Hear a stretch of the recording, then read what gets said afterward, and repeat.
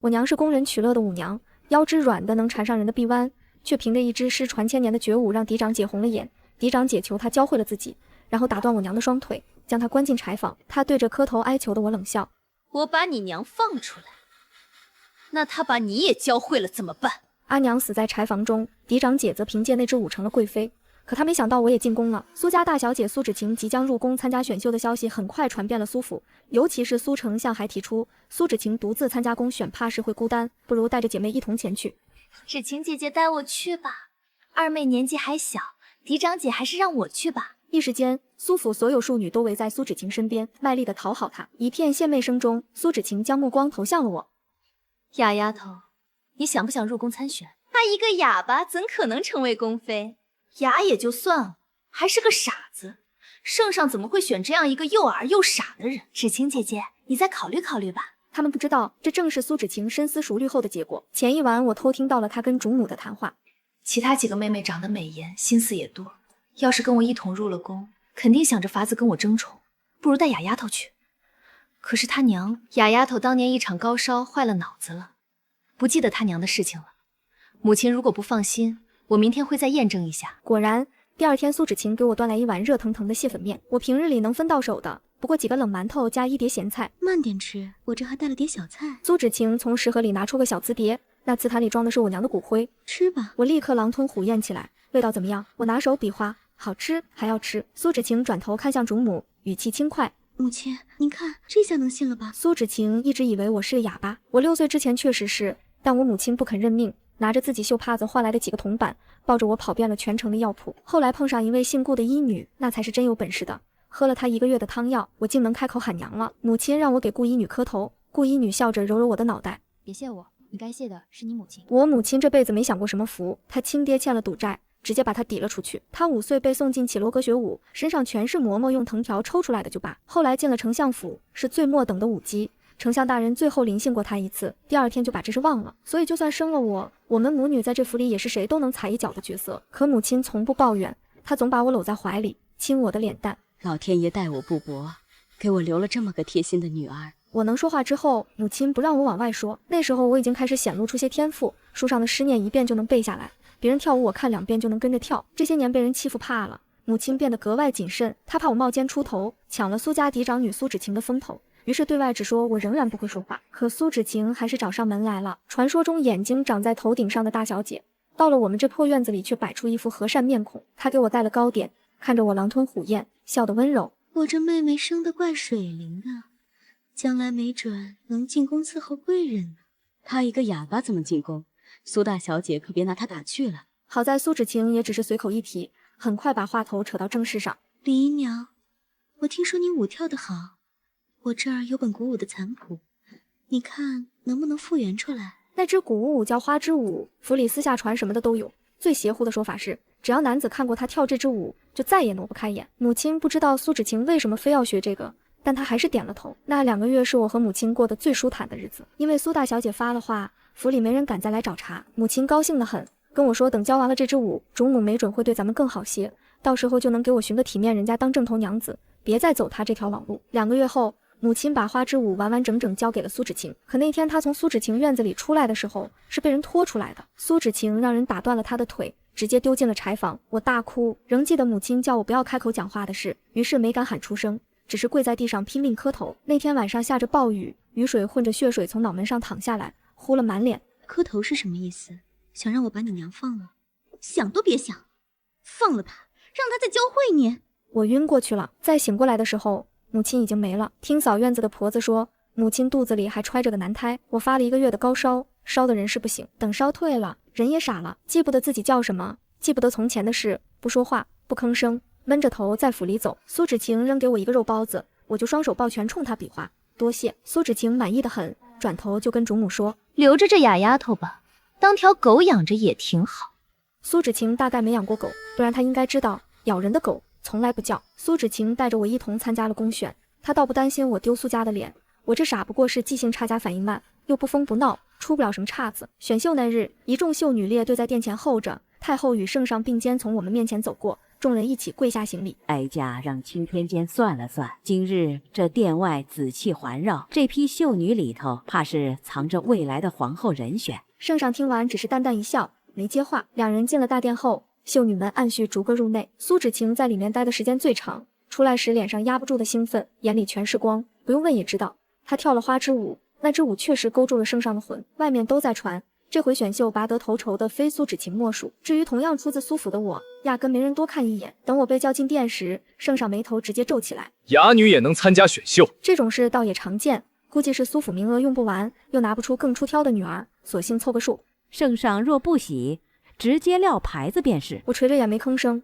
脑子里反复过着母亲从前给我讲过的钩弋夫人的旧事。她说钩弋夫人从小手攥成拳头掰不开，结果被带到圣上面前时，手自己张开了，掌心里还握着一块玉。圣上当场就带她回了宫，宠了半辈子。男人就这样，要是你的某个第一次恰好给了他，他就觉得这是天定的缘分，连圣上都不例外。你原本做不到的事，见了他突然做到了，越离奇越稀罕，他就越觉得这是祥瑞。所以就在圣上准备随手把牌子扔回去，嬷嬷上前要带我退下的时候，我开口了。其实说出来的不过是句再寻常不过的吉祥话：圣上圣安，太后圣安。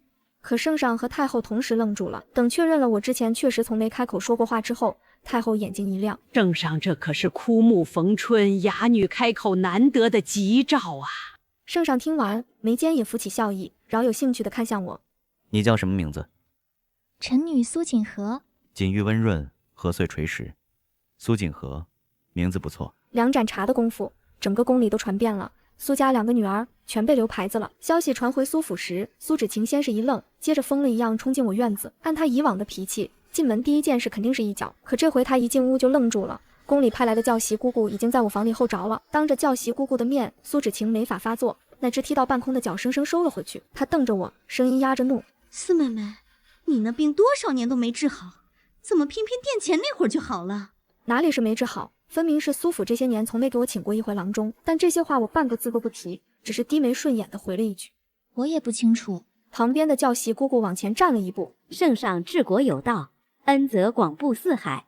苏四小姐得见天颜，受龙气感召，故能开口说话。这话是从教习姑姑嘴里说出来的，苏芷晴没法驳，她眨眨眼，硬生生挤出两个字：是吗？我估摸着苏芷晴那一瞬间不是没起过疑心，万一我这哑和傻全是装的，那我肯定记得我亲娘是怎么死的。可这念头很快就被她自己按下去了，毕竟之前连母亲的骨灰我都能面不改色的咽下去。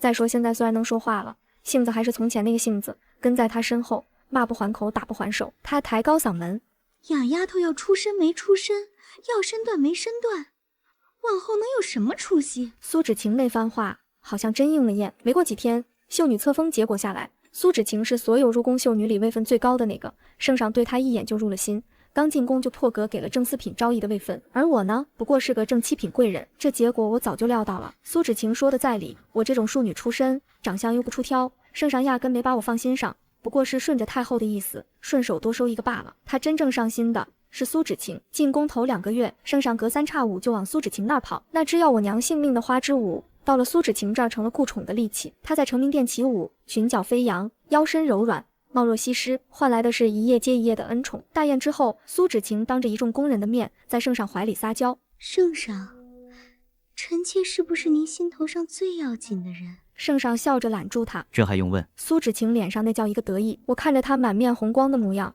心里反倒渐渐舒坦起来。女人一得意就爱显摆，显摆就说明她没城府，没城府的人最容易钻空子。果然10来天后，苏芷晴上我这儿显摆来了。苏贵人这儿可真够冷清的。她一进门就夸张地咳了2声。哎呦，这味道怕是能腌咸菜了。我规规矩矩行了个礼。昭仪娘娘来了，您来得正好，妾身正跟着周嬷嬷学画。周嬷嬷是宫里的老姑姑，一手丹青绝活，尤其擅长给女子画像，画出来的人跟活的似的，各有各的神韵。苏芷晴压根没在意，她拿指甲挑了挑那些画，随口道：也难怪你没恩宠，夜里闲得发慌，找点事打发时间也好。人人都清楚，进宫这么久，圣上从没来过我这儿一回。他喜欢浓艳会撒娇的，我这种长相清淡又不爱吭声的，压根入不了他的眼。宫里头的人最会捧高踩低，胜过苏府。我一个不受宠的贵人，连宫女太监都能踩上一脚。苏芷晴作为我亲姐姐，别说护着我了，还在别的嫔妃面前说苏锦和是五娘生的，出身低贱，在苏府那会儿就跟猫狗似的，如今能进宫当主子，八成是怕他死去的娘在底下太孤单，让苏锦和走他的老路去了。面对苏芷晴这番嘲讽，我脸上没露半点情绪，只是低眉顺眼的应了句：“娘娘说的是。”苏芷晴勾着嘴角，随手翻看周嬷嬷的画，翻着翻着，手突然停了，一张句画被她抽了出来。那是周嬷嬷画的，纸上一个女子在成明殿正中起舞，红裙拖地像团火，黑发散开像泼墨，任谁看了都得被画里那女人的美勾住魂。苏芷晴眼睛一亮：“哟，周嬷嬷画的竟是我。”她二话不说把画抽出来，递给身边的宫女：“收好，带回宫去。”周嬷嬷有点为难：“娘娘，这是老奴的东西。”苏芷晴脸一沉：“本宫瞧得上这画，那是看得起你，向你要，你敢不给我？”谁都知道苏昭仪正得宠，谁敢得罪她？周嬷嬷咽了口唾沫，低下头不吭声了。苏芷晴满意的笑了笑，带着画走了，边走边吩咐宫女：“把这画交给陈公公，让他挂到勤政殿去。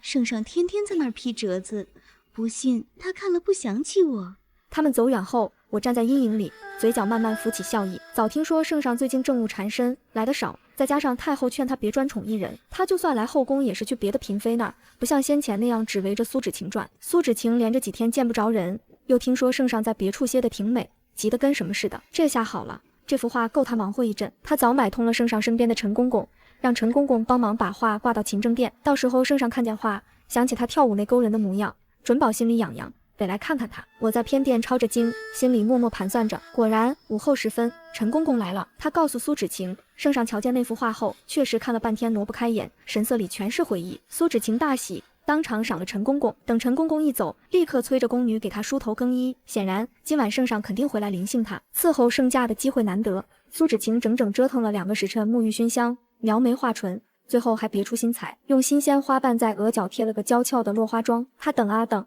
从日头西斜等到月亮挂上树梢，圣上没来。等到脸上那些花瓣都蔫了，他实在憋不住，派人去请。结果回话说，圣上上柳贵妃那儿了。苏芷晴做梦都没想到，那幅画里的人根本不是她，而是圣上年轻时放在心尖上的柳贵妃。当年柳贵妃穿着红裙，在成明殿一舞惊红，那是圣上这辈子头一回真正动心的女人。苏芷晴一直以为自己是圣上的新欢，闹了半天不过是个影子。这事也怪不得苏芷晴没留心。我进宫这些日子，圣上压根没怎么去过柳贵妃那儿，柳贵妃一直病着，很少出长春宫的门。可但凡苏芷晴肯从得宠的迷梦里醒一醒，随便找个老工人问问就会知道，这么多年圣上拒开选秀，全是因为柳贵妃。要不是柳贵妃脾气大又善妒，太后实在看不上眼，压根轮不到我们这批人进宫。事到如今，苏芷晴终于咂摸出味儿来，这口气她怎么也咽不下去。她从小被捧着长大，论相貌论家世论才情，哪里输过人？柳贵妃再怎么说也人老珠黄了，她可是正当年。于是苏芷晴拉上一帮新进宫的嫔妃，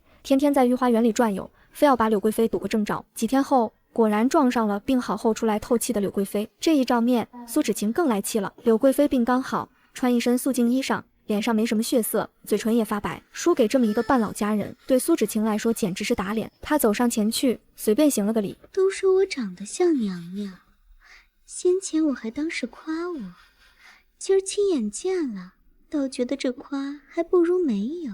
苏芷晴笑得一脸灿烂，却没发现柳贵妃的脸当场就沉了。当晚，手握协理6宫大权的柳贵妃，把我们这群围观的妃嫔全拎到静心堂罚跪，整整10个时辰。冬夜里头，静心堂四面漏风，冷得刺骨。这帮妃嫔从小娇生惯养，哪受过这种罪？没多久就一个个东歪西倒，嘴里不干不净。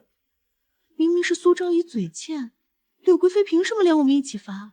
也太不讲理了。圣上要是知道了，肯定得说贵妃上梁不正下梁歪，都怪苏昭仪。我膝盖快碎了，以后要是瘸了可怎么办？我劝他们少说2句，他们反倒冲我撒谎。你姐姐惹的祸，我们跟着遭殃，你倒好，在这儿装好人。苏昭仪得宠的时候沾不上光，她闯祸了倒是一损俱损。可我听了，心里头反而更舒坦了。他们在佛堂罚跪，一个个怨气冲天，只有我对着佛像闭上眼，脸上平静的像一潭水，心里头那股子快压不住了。我们不过是跪着，苏芷晴可是被拖下去打了30廷杖。不知道那些板子砸在她腿上时，她有没有想起当年打断我娘腿，把人扔柴房里那档子事？这才哪到哪，苏芷晴当众把贵妃得罪死了，往后有的是苦头吃。心里正琢磨着，耳边突然飘来一句凉飕飕的话：跪了这么久，还面不改色，苏贵人定力不错。我猛地睁开眼，跟前站着的不是别人，正是柳贵妃身边的贴身女官素云。之前远远打过几次照面，这姑娘眉眼生的细致，偏偏脸上横着道吓人的疤，宫里人都躲着她走。柳贵妃性子烈，手段狠，身边伺候的换了一茬又一茬，唯独素云待了5、6年没挪窝，年纪不算大，可在宫里也算老资历了。我直觉这人不好惹，城府深，又是柳贵妃的心腹，最好别沾边。我深吸了口气，我慢吞吞回了句：这宫里风大浪急的，现在要是稳不住，往后更没法熬。素云盯着我看了半晌，那眼神跟刀子似的，我后脊梁直发凉，硬撑着没哆嗦。她才点点头，扭头冲其他嫔妃开口：苏贵人跪在风口上，寒气入骨，烦请各位小主让让，给她腾个背风的地儿。我一愣，周围人也愣了。可柳贵妃刚罚完人，素云是她亲信，谁也不敢驳。那几个嫔妃不情不愿地挪开，把暖和位置让了出来，手脚慢慢缓过来，脑子才开始转。他这是帮我，素云是柳贵妃的人，对我示好，难不成柳贵妃想拉拢我？这念头刚冒出来就被我摁下去了。不可能，柳贵妃那善妒的性子，宫里谁不知道？听说早几年有个宫女穿了件亮色衣裳，圣上随口夸了句，她转头就把人皮扒了喂蛇。这种主不需要盟友，更看不上我这种不得宠的小贵人，那就只剩一个可能，素云自己有事用得上我。我琢磨了半天，也好，我有的是用得着他。原以为苏芷晴这回得罪贵妃挨了罚，总该消停一阵，哪知道老天爷偏疼他，养伤那会儿太医来请脉，一把脉直接跪地报喜：恭喜苏昭仪，您有喜了。柳贵妃进宫这些年肚子一直没动静，苏芷晴怀的可是皇长子。太后和圣上赶过来时，太后劈头盖脸骂了圣上一顿，说他纵容柳贵妃差点害了皇家血脉。圣上满脸愧色，攥着苏芷晴的手不撒开：芷晴，这回让你受苦了，往后朕多抽空陪你。就凭这一胎，苏芷晴直接进了正2品淑妃，位分仅次后宫中的老资历柳贵妃，一时间风头压过所有人，连带着我这个庶出妹妹也沾了光。圣上陪完苏芷晴，顺脚来侧殿瞅我2眼，偶尔天色晚了，干脆歇我这儿。就这么着，后宫里我们姐妹俩开始分走柳贵妃独占了7、8年的恩宠。而在前朝，苏家也隐约的有压柳家一头的架势。苏府大夫人携仆从入宫探望苏芷晴，母女2人端坐殿内，宫人侍立一旁。大夫人握着苏芷晴的手，喜不自胜地说：芷晴啊，你可真是给苏家长脸了。这一胎若是皇子，那后位还不稳稳当当落你手里？到时候连带着咱们苏家都要跟着你飞黄腾达。苏芷晴抚着小腹，眉梢眼角尽是得意地说：母亲可还记得选秀那日钦天监的话，说这批秀女里头藏着奉命之人。当时我还琢磨是谁呢，如今看那卦象倒是准得很。谁说不是呢？你入宫那天我就跟你爹说，咱们芷晴生来就是当娘娘的命，这满府的姑娘哪个能比得上你一根手指头？苏芷晴目光扫向角落抄经的苏锦和，轻哼一声：那自然是比不上的。有些人啊，能沾着我的光入宫，就该烧高香了。苏锦和跪坐偏殿角落，执笔抄经，闻言笔尖微顿：奉命，她若成了皇后，我拿什么替母亲讨债？11年，我等了11年，不能让她就这么坐上后位。大夫人转头招手：锦和，过来。苏锦和一愣，随即放下笔，低眉顺眼走上前。大夫人拉住他的手，笑得慈祥：锦和啊，你与芷晴是亲姐妹，这深宫里得互相照应着才是。芷晴性子直，有时候说话冲，你别往心里去。夫人言重了，娘娘待我一直很好。大夫人满意的点头：这就对了。你们姐妹同心，其利断金，将来芷晴当上皇后，还能少了你的好处。大夫人从袖中取出一枚吊坠，亲手戴在苏锦和脖子上。苏锦和低头，看见丝绳上坠着一颗剔透的冰晶玉髓。苏锦和连忙行礼：这太贵重了，女儿不敢受。大夫人按住她的手：说什么不敢，这是你应得的。往后啊，只要你好好辅佐芷晴，这样的好东西还多着呢。苏芷晴在一旁笑得端庄：妹妹戴着真好看，这东西可是稀罕物，一颗就值几百两银子，母亲可真是疼你。多谢夫人厚赐，多谢娘娘。苏锦和垂眸，唇角弯起温顺的弧度，手指轻轻摩挲着吊坠。几百两银子的东西，说给就给了。当年我娘病得要死，求你们赏几个铜板请郎中，你们可是连门都不让进。如今对我这般大方，怕不是这吊坠本身就有问题。正午，御花园偏僻角落，素云蹲在灌木丛边，仔细辨认几株草药。苏锦和悄然走近，素云头也不回：看她的腰身明显的轻减了一些，整个人又瘦了。这段时间，柳贵妃因着之前杖责苏芷晴的事被圣上冷落，素云作为柳贵妃宫里的人，日子自然也不好过了吧？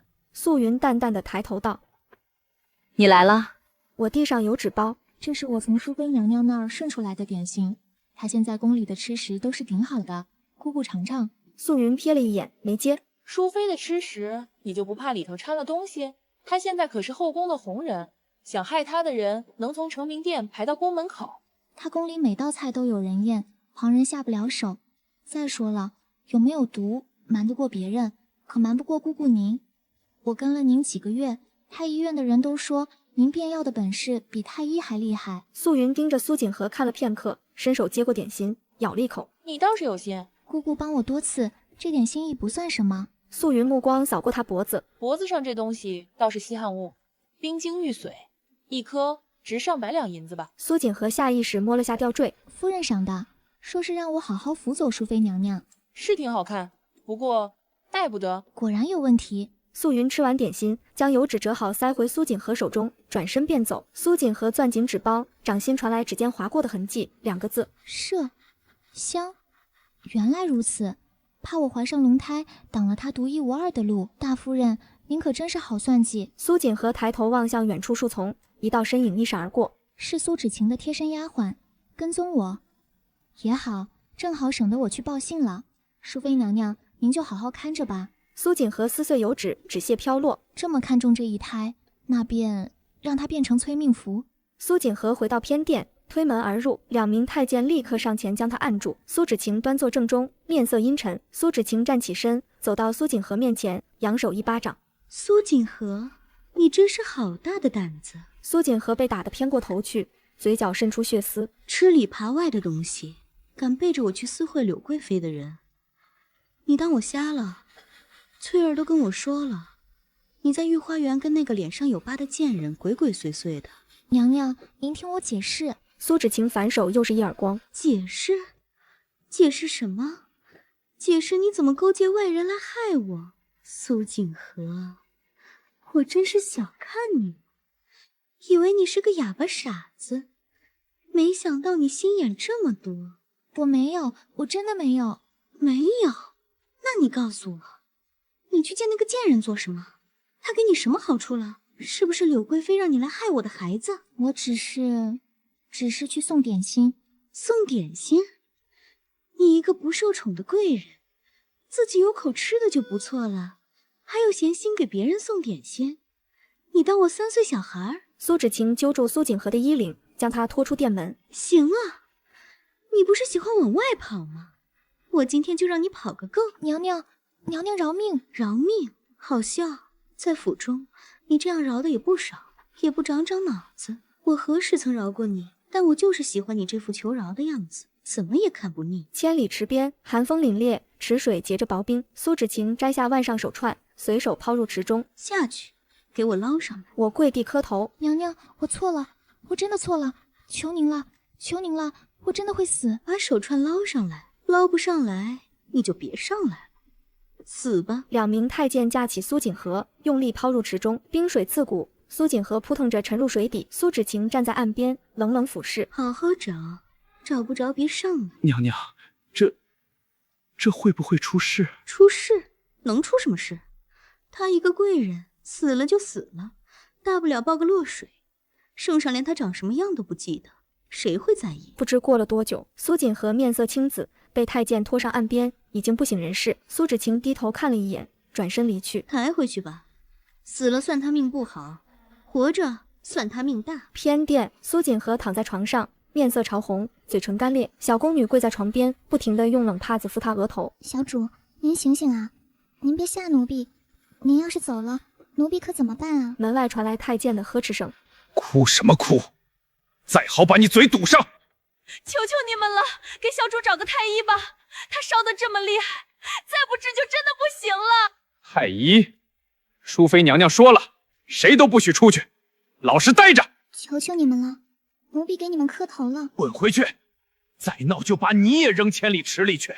小宫女被一脚踹回屋内，趴在地上半天起不来。她艰难地爬起来，爬回床边。小宫女握着苏景和的手，小主，奴婢没用，他们守着门，出不去。朦胧中，李氏的身影出现，温柔地抚摸苏景和的额头。景和，起来喝药了，喝完药，娘给你拿糖。母亲，好苦。娘知道苦，可喝了药病才能好啊。来，景和最乖了，把药喝了，喝了药，娘给你唱曲儿。母亲，别走。苏景和睁开眼，眼前是苏芷晴那张美艳而阴森的脸。苏芷晴盯着她，瞳仁漆黑。哑丫头，你果然没忘，嘴里叫着母亲，梦里还在哭。我竟被你骗了这么久。你说，要是你娘知道你这么能装，会不会夸你青出于蓝？当年她装得多好，装得温顺，装得听话，结果呢，还不是死在我手里。我现在不杀你，但你给我记住，从今日起，你就在这偏殿里待着，哪儿也不许去。门外我留了人，想出去找太医，做梦。净室房那边我也打了招呼，你这辈子都别想再见到圣上。为什么？为什么？因为你是沾了我的光才有今天。没有我带你入宫，你能站在这？没有我怀孕，圣上会顺道去看你。我哪天不想让你拥有这些了？碾死你，就跟碾死一只蚂蚁一样简单，就像当年碾死你娘那样。苏芷晴转身离去，殿门在身后重重关上，门外传来啰嗦声。碾死我，像碾死蚂蚁。淑妃娘娘，您可真是自信的可爱。偏殿内，苏景和烧得神志不清，小宫女跪在床边，不停地换着帕子，眼泪啪嗒啪嗒往下掉。小主，您别死，您死了，奴婢也不活了。别怕，我死不了，这口气我撑着，撑到他比我先倒下。可是您烧成这样，没有药，真的撑不住的。撑得住，我娘死的时候，我发了1个月的烧都没死，这点小病算什么？深夜，门外忽然传来一阵急促的脚步声，看守的太监们交头接耳，随即匆匆离去。快！主殿出事了！什么事？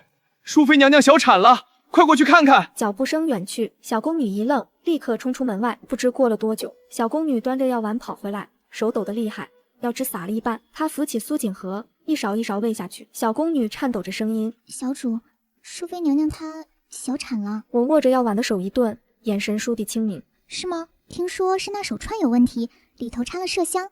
那手串是柳贵妃送的，圣上气得把柳贵妃禁足了。那手串是淑妃自己扔进千里池又捡回来的吧？是啊，听说她派人去池边找了好久，才在泥沙里翻出来。她以为是被湖水冲上岸的，就没多想，又带上了。那就对了。什么对了？没什么，你做得很好。泥沙里的手串多了一颗冰晶玉髓。大夫人，您给女儿的好东西，她可算是享用了。主殿内，圣上面色铁青，太医跪了一地。苏芷晴躺在床上，面无血色，昏迷不醒。查，给朕彻查！朕的儿子不能就这么不明不白的没了。回圣上，那手串里的确掺了大量麝香，佩戴者长期接触必然导致滑胎。手串是谁送的？是柳贵妃娘娘送的生辰礼。好啊，好一个柳贵妃！来人，传朕旨意，柳贵妃擅妒狠毒，谋害皇嗣，即日起禁足长春宫，无旨不得出。柳贵妃被带走，苏芷晴醒来后疯了似的哭闹：“我的孩子，还我孩子！柳如烟，我要杀了你，杀了你！”淑妃，你冷静些。冷静？我怎么冷静？那是我的孩子，我的。柳如烟那个贱人，她害死我的孩子。朕已经处置她了，你好好养身子，以后还会有的。以后？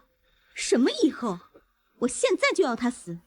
圣上，您下旨杀了她，杀了她，给我的孩子偿命！够了，你这样成何体统？圣上拂袖而去，苏芷晴仍在身后嘶喊：“圣上，圣上，您别走，您回来，您不能不管我，我怀的是您的孩子啊！”工人们忙着安抚她，无人注意到偏殿那道虚掩的门。深夜，太医院药房，素云正在抓药。苏锦和推门而入，素云头也不抬。我知道是你。苏锦和脚步一顿，素云放下药秤，转身看向苏锦和。从你那天来御花园找我，我就知道你在做什么。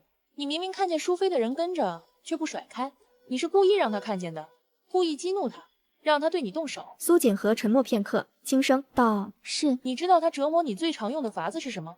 扔东西进千里池，让你下去捞。从小到大都是这样。他最清楚我怕水。小时候在府里，他就这样，每次不开心就往池子里扔个东西，让我下去捞。我不去，他就打我娘。所以你在池底做了手脚。我找到了那串手串，但我假装没找到，把它埋在岸边的泥沙里。他的下人发现时，只当是湖水冲上来的，他没多想，又带了回去。只是他没发现那手串里多了一颗小小的冰晶玉髓。大夫人用在我身上的麝香，最后报应在了她女儿身上。你不怕我揭发你？你不会。素云唇角微动。为什么？因为你恨柳贵妃，比我恨淑妃，只深不浅。你知道我为什么恨她？不知道，但我看得出，每次提到柳贵妃，你眼底有杀意。两人对视，沉默。素云转身，从药柜深处取出一个木匣。多年前，柳贵妃杀了一个姓顾的医女。顾医女？素云打开木匣，露出里面的五谱和药方。她治好了你的哑症。那年你才6岁，你娘抱着你，一家一家药铺跑，没人愿意给你们看病，只有我姐姐没收1文钱，给你们抓了1个月的药。我愣在原地，半晌说不出话。顾医女是你姐姐？是，她死在柳贵妃手里，因为治好了宫里一个宫女的脸。那宫女被圣上多看了一眼，柳贵妃就让人把她拖出去，活活打死了。我不知道。你不知道的事多了。你娘怎么死的，你知道；淑妃怎么对你的，你知道。可你不知道，这宫里还有多少人跟你一样有仇要报。苏锦和低头看向木匣，这是舞谱，柳贵妃当年的剑舞，圣上最爱看。她凭这支舞宠冠后宫10年，你娘留给你的天赋够不够你把它复原？苏锦和翻开舞谱，眼神微动。我试试。还有这副药方，能助孕，但喝多了会死人。会死？7日为一个疗程，连喝7日，胎相稳固；连喝10日，母子俱损；连喝半月，神仙难救。苏锦和接过药方，多谢。不必谢我，你帮我斗倒柳贵妃，我帮你杀光所有害死你娘的人，公平交易。公平。深夜，苏锦和在偏殿中对着烛光展开舞谱，他闭上眼，脑海中浮现母亲当年教他跳舞的模样。他睁开眼，执起一柄木剑，缓缓起舞。母亲，您教我的东西，女儿一样都没忘。您等着，很快就轮到他们了。1个月后，清晨，圣上下朝必经的公道上，苏锦和一袭白衣，手持长剑，裙袂翩然，剑光如水，身形如燕，白衣与剑气融为一体，飘飘欲仙。这支剑舞是柳贵妃当年的成名之作，女子执剑，英气与柔美缺一不可。我练了1个月，总算把这舞从骨头里磨出来了。素云说的对，要想长久获宠，就不能活在任何人的影子里。柳贵妃穿红，我便穿白；她浓烈如火，我便清冷如霜。圣上看腻了那一套，正好换我这一位。至于陈公公，这人认钱不认人，先前收了淑妃的好处替她办事，如今也收了我的。钱能买来的，从来都不是忠诚，只是时机。今日这一舞能不能成，就看这些银子花的值不值了。圣上行至此处，脚步顿住，陈公公凑上前，陈公公低声道：圣上，奴才瞧着苏贵人这剑舞，颇有几分仙风道骨呢，比当年柳贵妃那剑舞别有一番滋味。她叫什么？苏贵人，苏锦和，就是淑妃娘娘那个妹妹。淑妃的妹妹，朕怎么没印象？苏贵人平时不爱出头，一直在偏殿住着，这回不知怎的，突然出来献舞了，倒是个人才。当晚，圣上翻了苏锦和的牌子，殿内，圣上倚在榻上，神色疲惫，苏锦和跪坐一旁，替他轻轻揉着太阳穴。贵妃、淑妃，一个个都不让朕省心。贵妃禁足，淑妃疯癫，朕这后宫竟没一个消停的。圣上操劳国事本就辛苦，后宫之事暂且放一放也无妨。你不吃醋，朕宠幸淑妃的时候可没来看过你。臣妾只愿圣上舒心，圣上舒心了，臣妾便舒心了。至于吃醋，臣妾哪有那个资格？后宫佳丽3000，竟只有锦和你这般温柔懂事。淑妃若有你一半懂事，也不至于闹成这样。淑妃娘娘只是一时想不开，等她身子养好了，自然会好的。但愿吧。温柔懂事，我不爱你，自然立于不败之地。你宠谁，你恋谁，与我何干？数月后，苏锦和魏芬接连晋升，才人、嫔、贵嫔。偏殿中，几位低位嫔妃前来请安，毕恭毕敬行礼。给贵嫔娘娘请安，娘娘今日气色真好，娘娘万安。听说娘娘最近常去太后宫里抄经，太后对娘娘很是赞赏呢。太后娘娘信佛，臣妾陪她抄抄经，说说话罢了。那可不一样，太后娘娘挑剔的很，能入她眼的没几个。娘娘能得到太后赏识，前途不可限量。是啊是啊，现在宫里谁不知道贵嫔娘娘是圣上心尖上的人？昨儿个圣上还夸娘娘温柔懂事呢。殿门猛地被推开，苏芷晴冲进来，面色铁青。她扫视一圈，目光落在苏锦和身上，满是不可置信。你这个，你们叫她什么？贵嫔娘娘？淑妃娘娘万安。滚开！苏锦和，你给我站起来！谁准你坐着的？淑妃娘娘安。你怎么变成贵嫔了？你不是应该在偏殿里等死吗？苏芷晴话音未落，目光忽然被吸引，侍女正端着药碗，服侍苏锦和喝药。娘娘，这助胎药果然有效。太医今日来诊脉，说您身子虚弱的毛病都补上来了，怀上龙胎是迟早的事。侍女忽然察觉到气氛不对，一回头看见苏芷晴阴沉的脸色，慌忙捂住嘴，但已经晚了。苏芷晴走上前，盯着药碗。助胎药，姐姐，这是什么方子？谁给你开的？是太医院开的。太医院？太医院凭什么给你开助胎药？你算什么东西？姐姐息怒。好啊，我小产了，你倒是想怀上了。苏锦和，你心里打的什么算盘？当我看不出来？我真的没有。没有？那你把药方交出来，我倒要看看是什么神仙方法能让太医专门给你开。姐姐，这药方……苏锦和，你不会以为怀上皇嗣就能压我一头吧？嫡庶有别，苏府永远只会认我这个嫡长女。今日你若不改，我便叫父亲将你从族谱除名，把你娘的灵位从祠堂扔出去。姐姐，不要。那就把药方交出来。苏锦和垂下头，片刻后，他示意侍女取出药方，双手呈上。苏芷晴一把夺过，转身离去。去吧，好好享用，最好多喝几天。苏芷晴寝殿，她将药方交给太医查验。太医仔细看过，点头。回娘娘，这些药材皆是寻常补药，无毒，可安心服用，连服7日，确有助孕之效。好，下去吧。从今日起，每日给我煎一服。是。苏锦和匆匆赶来，在店门口被宫女拦住，她踮脚朝里喊：“姐姐，这药方虽有助孕之效，但千万不能连喝超过3日。”苏芷晴走到门口，居高临下看着她，冷笑：“太医都说了无毒，怎就不能连喝3日？一副药的疗程，少则7日，多则半月。你让我别喝超过3天，不过是不想让我再怀上皇嗣罢了。”不是的，姐姐，这药真的不能多喝。不能多喝？那你喝了多久了？你喝了没事，我喝了就有事。苏锦和，你当我傻？我体质不同。苏芷晴伸出手捏住苏锦和的下巴，迫他抬头。哑丫头，我告诉你，等我怀上皇子，当上皇后，第一件事就是同杀你娘一样，杀了你。苏芷晴甩开手，转身入殿，殿门在她身后关上。苏锦和站在原地，垂着头。慢一点，再慢一点，别在他面前笑出来。苏锦和转身快步离开，脚步越来越快，几乎要跑起来。6日后清晨，苏芷晴寝殿传来一声尖叫，太医们进进出出，面色凝重。苏芷晴躺在床上，捂着肚子，脸色惨白，冷汗涔涔，脉象紊乱，气血逆行，但查不出缘由。这可如何是好？淑妃娘娘若是有个3长2短，咱们都得陪葬。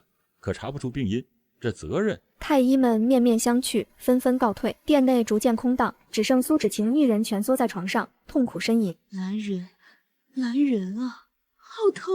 殿门轻轻推开，苏锦和走了进来。苏芷晴睁大眼睛瞪着他，嘴唇颤抖。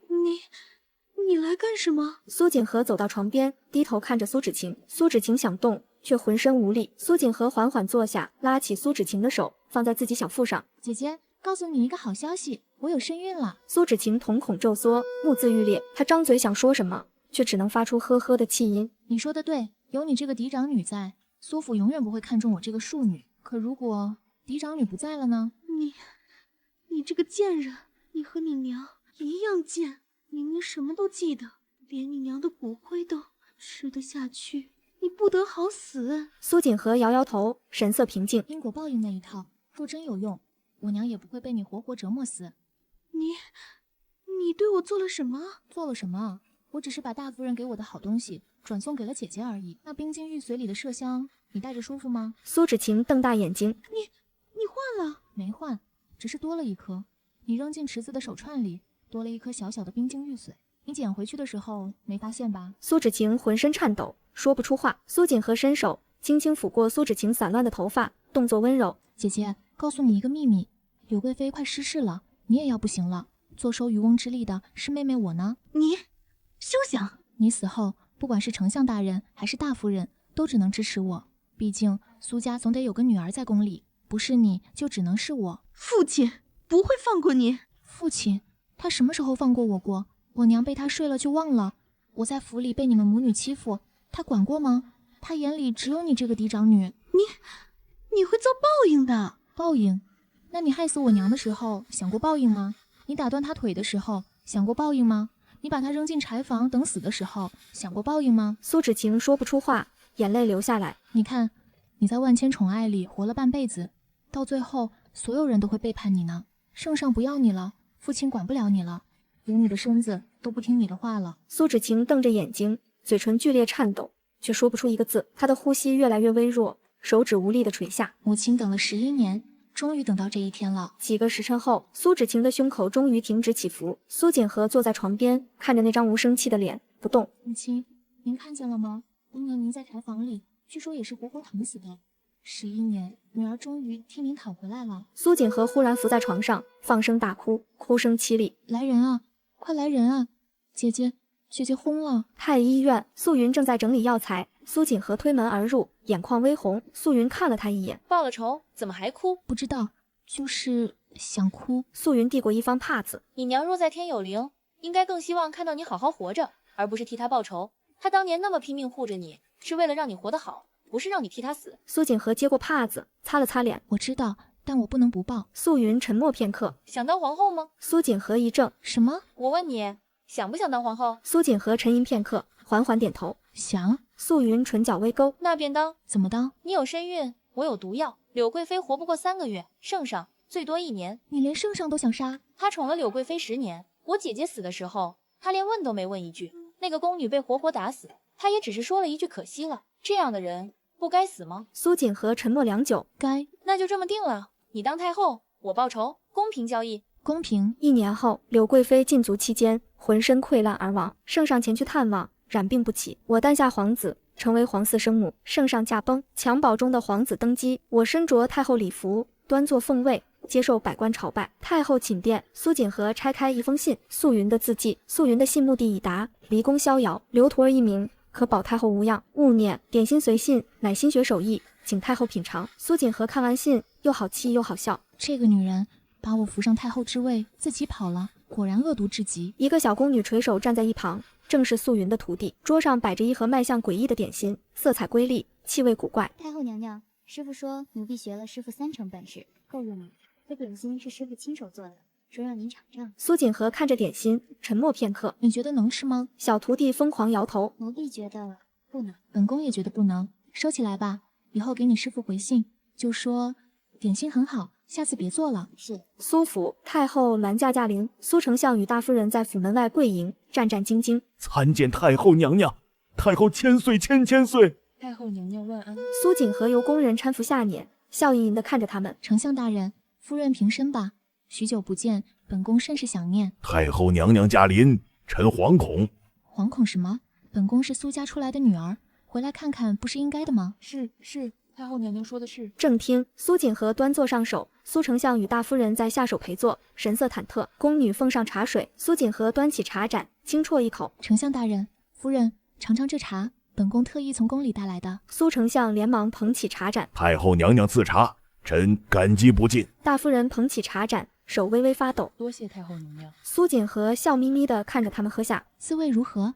好茶，好茶，臣从未喝过如此香醇的茶。确实好茶。是呢，毕竟这茶叶里加了点特别的原料。苏丞相和大夫人同时愣住，苏锦和伸出一根手指，轻轻抵在唇边，做了个虚的手势，压低声音：“是芷晴姐姐呢。”大夫人眼睛一翻，当场晕厥。苏丞相面色紫胀，浑身哆嗦，捂着胸口喘不上气。苏丞相指着苏锦和，嘴唇哆嗦：“你这个孽障！”哎呀，丞相大人，您这是怎么了？本宫好心给你们带好茶，你们怎么还骂人呢？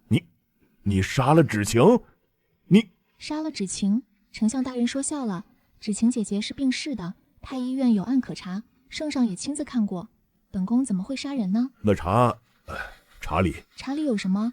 不过是本宫的一点心意罢了。芷晴姐姐生前最爱喝这茶，本宫想着让她死后也能跟你们团聚，不是很好吗？苏丞相捂着胸口，喘不上气。你苏锦和转头看向侍立一旁的小徒弟，本宫记得你师从高人，医术高明，从今日起便由你负责为丞相大人与夫人诊治吧。他们年纪大了，身子不好，得好好调养。小徒弟凑近苏锦和，压低声音：“太后娘娘，奴婢师傅这下来了，奴婢吃一下。”住口！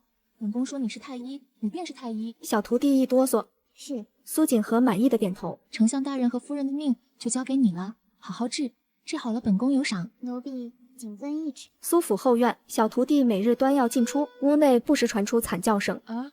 疼死我了！饶命啊！你这个妖女，不得好死。师傅说下毒要讲究剂量，多了死得快，少了没效果。这2位该用多少呢？算了，每天换一种试试吧。数月后，苏丞相与大夫人已形同枯槁，卧床不起。府中下人窃窃私语。太后寝殿，苏锦和坐在窗前翻看信笺，小徒弟侍立一旁。太后娘娘，丞相府那边又来报，说夫人的病又重了，丞相大人也快不行了，问要不要请别的大夫看看。不用，你不是在治吗？奴婢是在治，但奴婢治的是要命的病，不是要好的病。那就继续治，治到他们好为止。他们好不了，那就治到他们死为止。是。苏锦和继续看信，唇角微微弯起。游山玩水，学厨艺。素云啊素云，你这日子过得倒是潇洒。多年后，御花园新一届秀女入宫参选，一名秀女在殿前起舞，红裙翻飞，腰肢柔软，正是花之舞。圣上端坐殿上，神色淡淡的看了一会儿，便移开目光。下一个。圣上，臣女这舞不错，但朕不喜欢。那名秀女未被选中，黯然离宫。苏芷晴以为花之舞的传说真的能让第一个看见此舞的男子不可自拔的爱上她，却不知宫中的情爱本就是幻梦，倒是牢不可破的利益联盟里能渐渐地品出些真心来。太后寝殿，苏锦和倚在窗前，看着窗外暮色。小徒弟端着一盏茶进来。你师父是否安好？常常来信问候太后娘娘呢。跟他说南疆进贡了新酒，是极好的，告诉他酒备好，人随时来，让他别再带点心了。上次那盒，本宫至今不敢打开。奴婢这就回信。你师父这辈子活得比谁都明白，该报仇的时候报仇，报完了就走，一刻不留。本宫倒羡慕他。太后娘娘如今贵为太后，圣上孝顺，万事顺遂，还有什么可羡慕的？也是，人不能太贪心，有仇得报，有子登基，有酒可喝，有老朋友写信，够了。暮色渐深，苏锦和饮茶独坐，目光悠远。美人已逝，烈酒犹存。白发宫娥在，闲坐说玄宗。